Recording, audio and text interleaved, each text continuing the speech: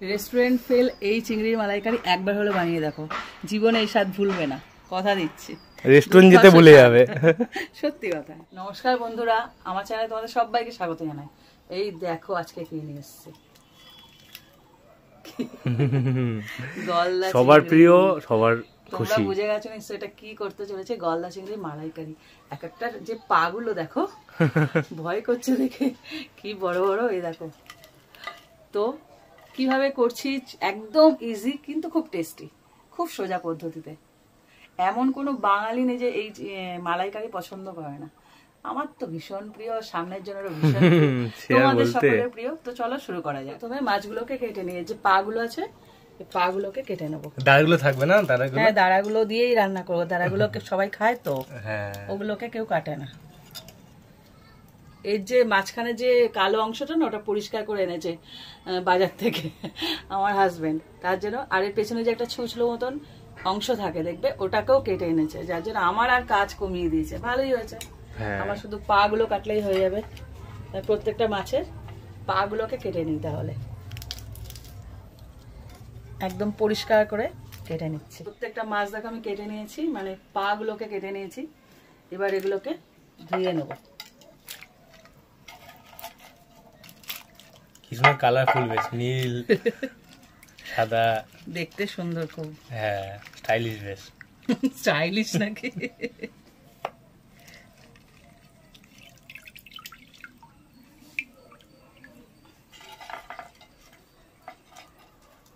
পরিষ্কার করে কয়েকবার করে ধুয়ে নিচ্ছি। মাছগুলো ভালো করে ধুয়ে নিয়েছি। এবার একটু নুন হলুদ মাখিয়ে নেব। দেখে ভয়ও লাগছে, ভালোও লাগছে। ছোট থেকে না ইনি কি বলে জানো তোমরা, শুনে রাখো, তোমরাও হাসবে। বলে না মাথাটা খাবো না, কামড়ে দেবে। আমি মাথা আজও খাই না। আজও মাথা খায় না, শুধু বডিটা খায়। মাথা বলে দিয়ে দেয়, যত বড় মাথাই হোক দিয়ে দেয়, বলে কামড়ে দেবে। এত বড় ছেলে বলে মাছ নাকি রান্না করে কামড়াতে পারে। তোমরাও ভেবে দেখো। মাথা আমি খাওয়া ছেড়ে দিয়েছি অনেক বছর আগে। মাথাতেই তো সব। বলো, ভালো করে নুন হলুদ মাখিয়ে নিয়েছি। এবার আমি ঢাকা দিয়ে রেখে দিই। এইবার কি করব, একটা মশলা রেডি করতে হবে। তার জন্য এখানে নিয়ে নিয়েছি এক টুকরো আদা। এখানে আছে বড় মাপের একটা পেঁয়াজ কুচি, এরম বড় মাপ পেঁয়াজ, অনেক বড়। আর নিয়েছি নারকেল কোড়া, এটাকে কুড়িয়ে নিয়েছি। সব কটা বাটবো। তো প্রথমে আদাটাকে একটু, কেন সব রেডি করে নিচ্ছি, উনুনটা একেবারে জ্বালি পরপর করতে থাকবো, তার জন্য আমি আগেই রেডি করে নিচ্ছি মাছটা ভাজার আগে। আর এখানে নিচ্ছি পেঁয়াজটাকে।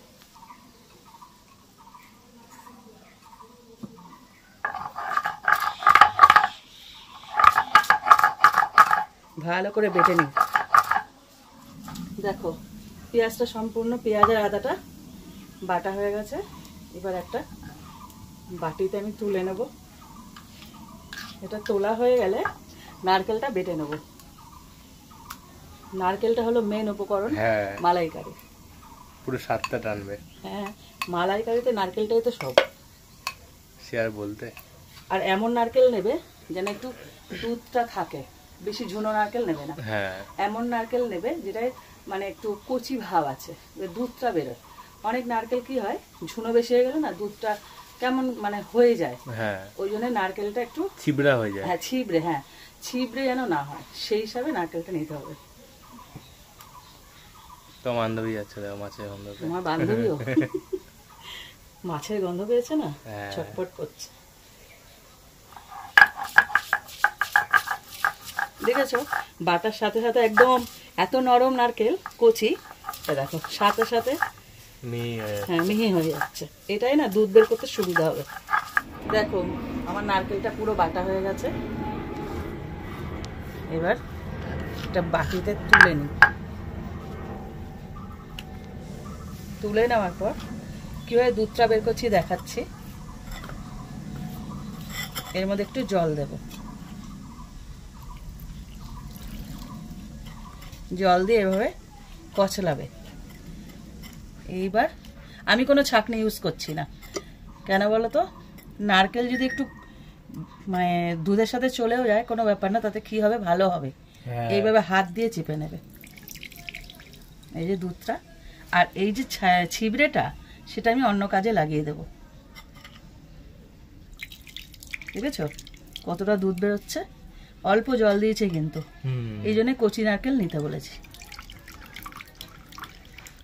দেখো সমস্ত দুধটা বের করে নিয়েছি, আর এই যে অবশিষ্ট ছিবড়েটা রয়েছে, ছিবড়ে দিয়ে আমি কিছু একটা বানিয়ে নেবো ঘরে। থাক তাহলে, এবার উনুনটা ধরিয়ে দাও।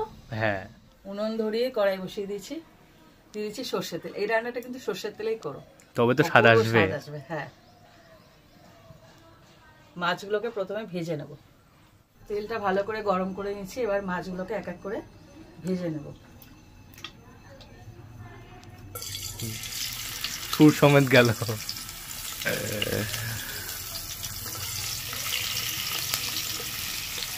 ভালো করে এপিট ওপিট উল্টে উল্টে লাল করে, এই তো চিংড়ি তেলে পড়লেই লাল হয়ে যায়, হ্যাঁ, ভালো করে ভেজে নিতে হবে, আর গুটিয়ে যাবে। এক পিস হয়ে গেছে, এগুলোকে একটা একটা করে উল্টে দেবো। বুঝলো, যেই তেলে পরে কিছু লাল, এগুলোকে একদম ভালো করে এপিট ওপিট করে ভেজে নিতে হবে। উল্টা উল্টা উল্টা। কি সুন্দর লাগছে দেখতে, একটু হালকা বেঁচে গেছে, খুব একটা দেখবে না, বড় তো। দেখো উল্টে পাল্টে খুব ভালো করে ভেজে নিয়েছি মাছগুলো, এবার তুলে নেবো। এই অবস্থা দেখো, গুটিয়ে গেছে, আর অনেক কম গুটিয়েছে বড় যেহেতু। হ্যাঁ আরো গুটিয়ে যায়, খুব ভালো করে ভেজে নিতে হবে এগুলো। হ্যাঁ, হাওয়াও দিচ্ছে না আজকে, রেসিপি যেটায় বেশি জল পড়ে না তো, যখন ভাজা হয় ভালোভাবে ভাজতে হয়। হাওয়া দিচ্ছে, এক এক করে সমস্তগুলো আমি ভেজে নিই। দেখো সব মাছগুলো ভাজা হয়ে গেছে, এক এক করে তুলে নিই। মাছের থেকে ডানাতলা বেশি। হ্যাঁ, মাছ ভাজা হয়ে যাওয়ার পর তাপ বেরিয়ে এসছে। এবার এই তেলের মধ্যেই দিয়ে দিচ্ছি গোটা গরম মশলা, দারচিনি আর লবঙ্গ। ছোট এলাচ ওটা। ও ছোট এলাচ, হ্যাঁ। এই আমার মার একটা এই সমস্যা, রান্না করতে বলে না গুলিয়ে যায়, এত মন দিয়ে রান্না করে। হ্যাঁ এটাই সত্যি কথা। একটুখানি ভেজে নিয়ে এর মধ্যে দিয়ে দিচ্ছে পেঁয়াজ বাটাটা, এখানে যে বেটে রেখেছিলাম পেঁয়াজটা, ওটা।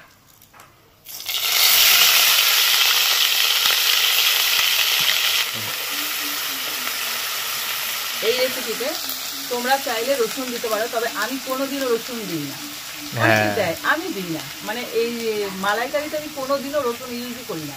তবে তোমরা যদি চাও তাহলে দিতে পারো, অথবা আমার যে প্রসেসটা সেই অনুযায়ী করতে পারো, করে দেখো ভালো লাগে। কেননা কিছু জিনিসে না আমার একটু রসুনে অ্যালার্জি আছে, সত্যি কথা বলছি, কিছু জিনিসে আমি রসুন দিতে চাই না, ইচ্ছা করেই দিই না। তো এটাকে একটু ভালো করে ভেজে নিই। দেখো পেঁয়াজটা কি সুন্দর ভাজা হয়ে গেছে, দেখো কালারও চেঞ্জ হয়ে গেছে। এই সময় দিয়ে দিচ্ছি টমেটো কুচি, এখানে একটা বড় একটা ছোট টমেটো এরকম ছোটো ছোটো করে কুচিয়ে দেওয়া গেছে।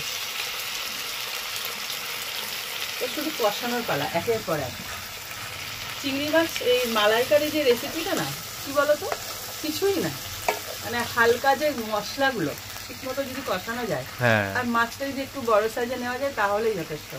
আর নারকেল তো আছেই, ও স্বাদ বাড়ানোর জন্য, কিছুই না, মানে শুনতে লাগে একটা ট্র্যাডিশনাল রান্না যে চিংড়ি মাছের মালাইকারি, কিন্তু খুব সহজ, কিন্তু খুব সোজা।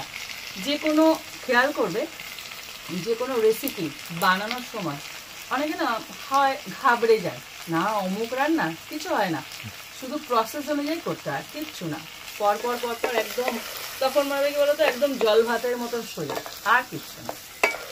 দেখো টমেটো পেঁয়াজ সব খুব সুন্দর করে ভেজে নিয়েছি, এইবার দিয়ে দেবো সব মশলাপাতি। দিয়েছি লবণ, আর এটা না একদম মাখা মাখা হবে, একদম গায়ে মাখা, একদম গায়ে মাখা, হ্যাঁ সেই অনুযায়ী লবণটা অ্যাড করবে। দিয়েছি হলুদ গুঁড়ো, কি যে খেতে হবে অপেক্ষায় রয়েছি। দিয়ে দিচ্ছি জিরের গুঁড়ো হাফ চামচ।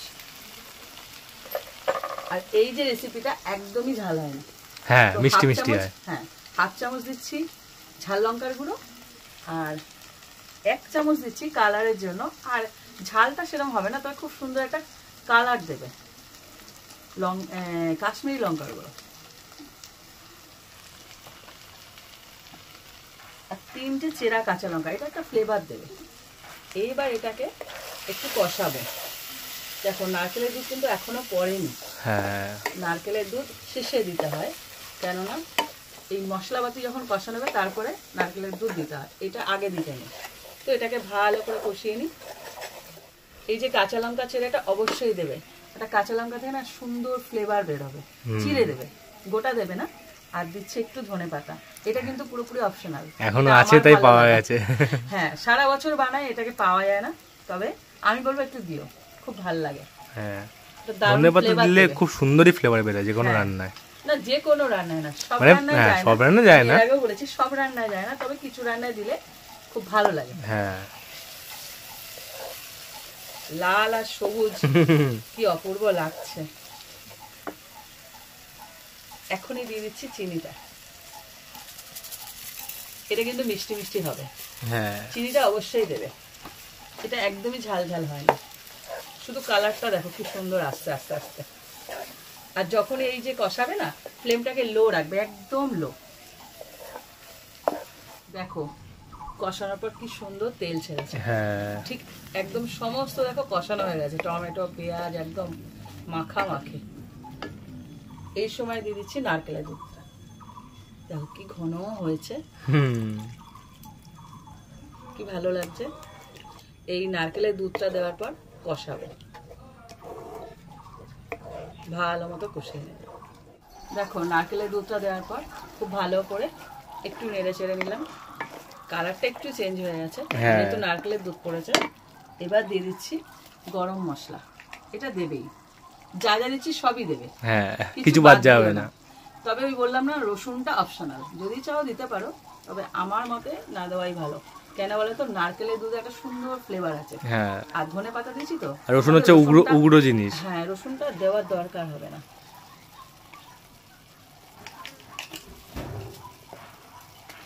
এইবার মিশিয়ে এর মধ্যে দিয়ে দিচ্ছি জল,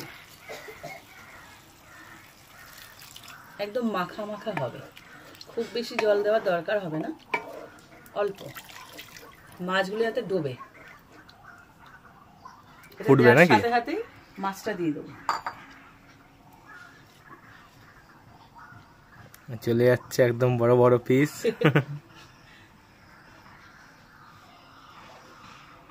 ও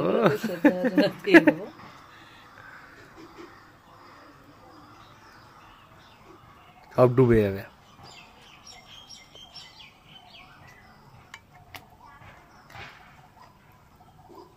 সব কটা সাজিয়ে দিই এক এক করে, সব কটা এমন ভাবে জলটা দেবে যেন মাছগুলো ডুবো ডুবো হয়, মানে যেন উঁচু হয়ে না থাকে বেশে, একটু তো ডুবতে হবে, সেই অনুযায়ী জলটা দিতে হবে আর কি।